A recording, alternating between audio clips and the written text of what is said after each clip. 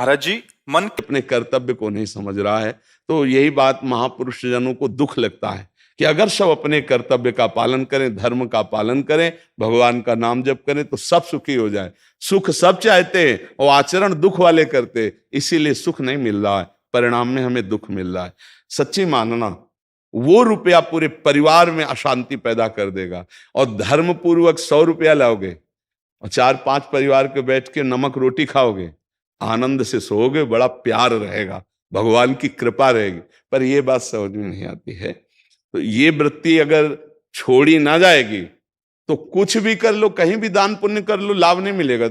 अगर दान देने की बात कही गई है तो धर्म पूर्वक कमाए हुए धन से।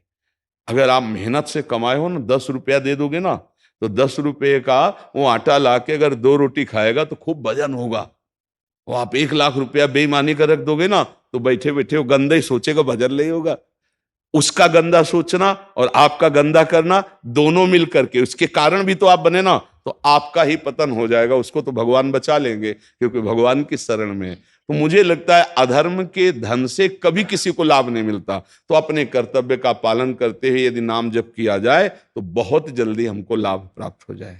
बहुत सुंदर मतलब ये चर्चा होती है। अगर आप लोग इसको धारण कर लें तो निहाल हो जाएंगे। सच्ची कह रहे, ये जो बातें हैं ये बहुत सुंदर जीवन को पुष्ट करने वाली हैं, पर आप धारण कर लें तो बात है।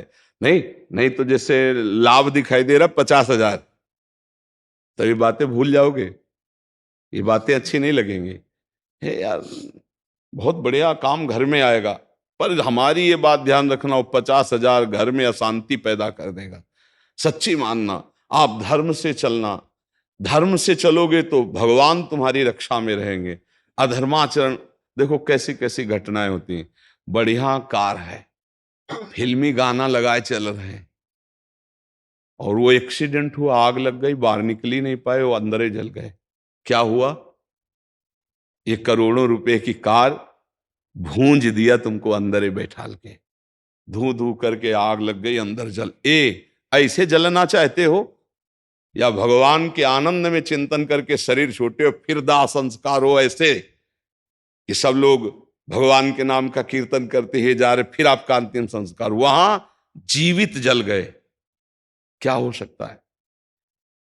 एक एक पल तुम्हारे कर्म का हिसाब होगा, एक एक सेकंड का। ऐसे कर्म करो कि हमारा अच्छा हिसाब हो, बुरा हिसाब। ये मत समझो कोई देख नहीं रहा, वो देख रहा है जिसको हिसाब कर रहा है, वो देख रहा है। उसके लिए कोई वकील या किसी सबूत की जरूरत नहीं होती, वो सर्वांतर्यामी आपके अंदर बैठे ही देख रहा है। तो सदैव जैसे सत्संग सुन रहे हैं, तो अगर हाथ जोड़ के प्रार्थना है, थोड़ी भी बात मान लोगे तो आप सच्चे सुख के मार्ग में चलने लगोगे।